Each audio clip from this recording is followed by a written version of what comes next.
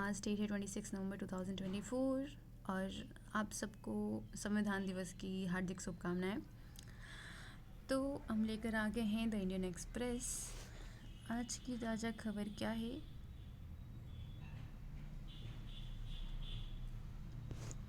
आज की ताज़ा खबर की पहली खबर पे बारे में बात नहीं करेंगे, हम आगे चलते हुए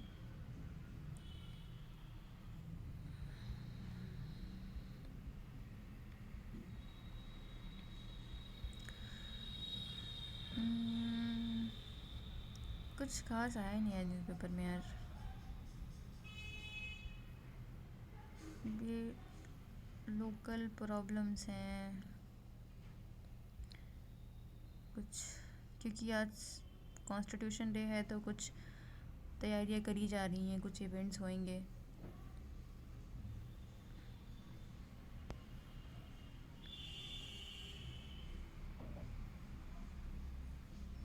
यहाँ पे देखो, अटल इनोवेशन मिशन को एलोकेट करा जाएगा 2750 करोड़ रुपए और नेचुरल फार्मिंग के लिए भी 2481 करोड़ रुपए।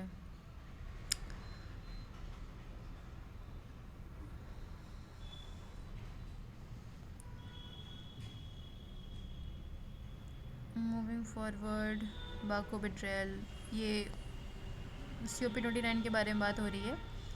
तो ये ऑलमोस्ट कंक्लूड हो चुका है और हम कितने दिन से इसके बारे में डिस्कस कर रहे हैं कि 1.3 ट्रिलियन डॉलर की डिमांड है डेवलपिंग कंट्री की तरफ से क्लाइमेट फाइनेंस के लिए। बट जो डेवलप्ड कंट्रीज़ हैं वो 200-300 बिलियन डॉलर के बारे में बात कर रहे हैं। तो ऑन पेपर तो ये डिसाइड हो गया चलो कि 1.3 ट्रिलियन डॉलर तक इन्वेस्टमेंट करेंगे, बट ये ऑन पेपर है क्योंकि हमें भी पता है कि जो 100 बिलियन डॉलर देने की बात हुई थी उसको देने में इन्हें 10 साल लग गए। तो अब ये कहाँ तक सही होगा ये हमें नहीं पता। और वो भी जो पैसे उन्होंने दिए ना वो भी most of them were in a form of loan, जिसकी वजह से जो स्मॉल नेशंस थी वो डेथ ट्रैप में फंस चुकी हैं। बहुत ज़्यादा डेट उनके पास हो गया है जिसकी वजह से उनको अपनी पॉलिसीज़ मोल्ड करनी पड़ रही हैं। कुछ अपने लैंड जिसने जो डेटर है उसको लीज पे देने पड़ रहे हैं। तो ये हम देख चुके हैं पहले से। तो अब इसमें क्या होगा नहीं पता और इसका क्या सिग्निफिकेंस होने वाला हमें ये भी नहीं पता। बट इस हेडलाइन का मतलब ये है कि जो डेवलपिंग कंट्रीज है वो बिट्रेयल फील कर रही है कि भाई कोई फ़ायदा हो नहीं रहा है ऐसी कॉन्फ्रेंसेस का। मूविंग फॉरवर्ड, महाराष्ट्र वुमेन क्यों जीते, बेसिकली अभी यही डिस्कशन चल रहा है कि कहाँ पे हारे तो हारे क्यों, जीते तो जीते क्यों। अभी कॉन्स्टिट्यूशन के बारे में बात कर रहे हैं कि भाई 75 साल में क्या बदला।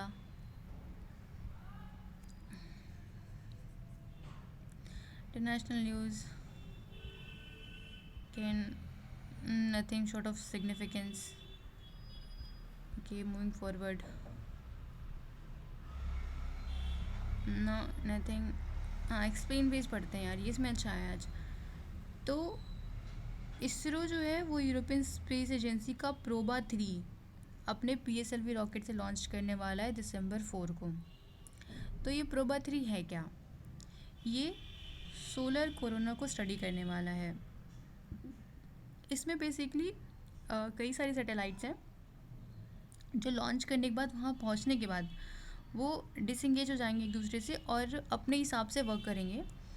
तो सबसे बड़ा सिग्निफिकेंस यहाँ पे ये है कि हम कोरोना को स्टडी करना चाहते हैं और इक्लिप्स के टाइम पे स्टडी बहुत अच्छे से हो पाती है। तो नॉर्मली हमें साल में 1.5-2 एक्लिप्स मिलते हैं देखने को, जो कि बहुत शॉर्ट ड्यूरेशन है किसी भी स्टडी के लिए। तो इसमें से क्या करेंगे कि एक सैटेलाइट सन के सामने होगा और दूसरे पे शैडो कास्ट करेगा, तो it will work like a natural solar Eclipse. तो फिर वहाँ से उसको स्टडी करेंगे जो हमें लगभग 6 घंटे का टाइम पीरियड देगा। हर साल में लगभग 50 इक्लिप्स होंगे। तो ये आई थिंक रफली 2-3 साल का मिशन होगा।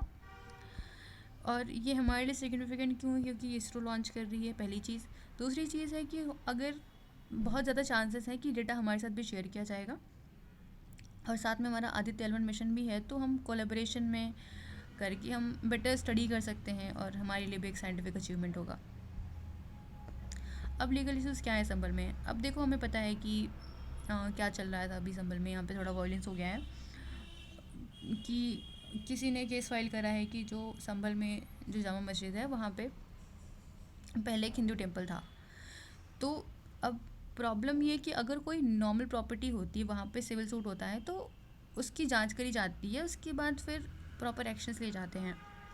बट जब किसी रिलीजियस पीस की बात करते हैं तो वहाँ पे आता है प्लेस ऑफ वर्शिप एक्ट 1991, जो कहता है कि जो 15 अगस्त 1947 में जो भी प्लेस ऑफ वर्शिप जैसे था वो वैसा ही रहेगा, उसको चेंज नहीं किया जाएगा।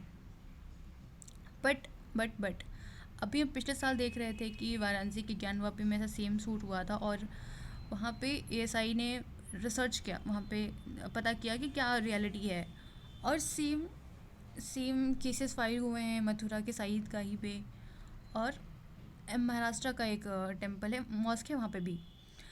तो मैं कह रहे हैं कि क्या ये अलाउड है। तो जब पिछली बार बेंच से पूछा गया था कि जब वाराणसी के लिए उन्होंने हाँ करे तब उनसे पूछा गया था कि क्या ये अलाउड है कि आप पता कर सकते हैं या फिर वहाँ पे सर्वे कराना सही है। तो बेंच ने कहा था कि प्लेस ऑफ वर्शिप एक्ट कहता है कि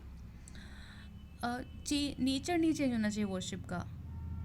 बट अब इसमें वहाँ पे ये नहीं लिखा है कि हम पता भी नहीं कर सकते। तो अगर हम सर्वे करके नॉन इवेजिव सर्वे करना चाहें तो हम सर्वे करके पता तो ज़रूर कर सकते हैं ना कि क्या नेचर रहा है। तो अगेन इस पे ये कॉन्फ्लिक्टेड पॉइंट है कि एक्ट बदलना चाहिए नहीं बदलना चाहिए, और क्या सिग्निफिकेंस होने वाला है इसका, बस इसके बारे में है। हम देखो ये ऐसा कैप्सूल डेवलप कर रहे हैं जिसके जो इंजेक्शन को रिप्लेस कर सके। तो बेसिकली इंजेक्शन उनके लिए होता है जो माइक्रो मॉलिक्यूल्स होते हैं जिनकी साइज़ नॉर्मली बड़ी होती है, तो उनको पिल्स के द्वारा दे के नहीं, उनको इंजेक्शन के द्वारा दिया जाता है। तो दे आर ट्राइंग कि अगर ये सही हो सके तो हम इसको इंसुलिन की डिलीवरी के लिए यूज़ कर सकते हैं। और they are inspired with this fish like organism called squids. Okay, moving forward. अब ये कह रहे हैं कि इंडिया का ड्रग डेफिसिट है, इसका मतलब ये दर्शाता है कि हमारा सर्विस सेक्टर बहुत स्ट्रॉन्ग है। अब इनके कहने का इनका पूरा पॉइंट ऑफ व्यू ये है कि अगर किसी कंट्री में कैपिटल इन्फ्लो है तो वहाँ पे ट्रेड डेफिसिट होना ही होना है, यानी करंट अकाउंट डेफिसिट होना ही होना है। ये कह रहे हैं जितना इन्फ्लो होता है उसमें से कुछ हम वो करते हैं, कुछ करंट अकाउंट में जाता है और कुछ रिज़र्व में जाता है। तो हम रिज़र्व ज़्यादा रख रहे हैं वो हमें कम करना चाहिए। और अगर हम गुड्स में डेफिसिट है इसका मतलब हम सर्विसेज से बहुत स्ट्रॉन्ग हैं। तो ये बहुत चिंता की बात नहीं है, हमें इससे डरना नहीं चाहिए, ये हमारी स्ट्रेंथ होकर ना कि वीकनेस। बस इतना ही है इस आर्टिकल में। हम ये अडानी पे चल रहे सूट्स तो हमें पता है कि चीज़ें ऑफ ट्रैक जाएंगी, कुछ ना कुछ प्रॉब्लम तो होना ही होना है। लेट्स सी इसका क्या रिज़ल्ट आता है। फिनांस मिनिस्टर ने कहा है कि ऑप्टिमिस्टिक है वो इस रिव्यू को लेकर।